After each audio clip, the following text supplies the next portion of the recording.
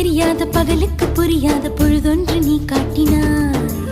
இதயத்தில் நீ இருப்பதனால் நான் தூங்கும் நேரத்தில் என்னுள்ளே தூங்காமல் நெஞ்சுக்குள் வாயாடினாய். கண்ணாடி நீ கடிகாரம் நான் உன்னுள்ளே ஓடோடி வாழ்வே. காதல் எனும் கடுதாசி நீ என்றென்றும் அன்புடன் நான்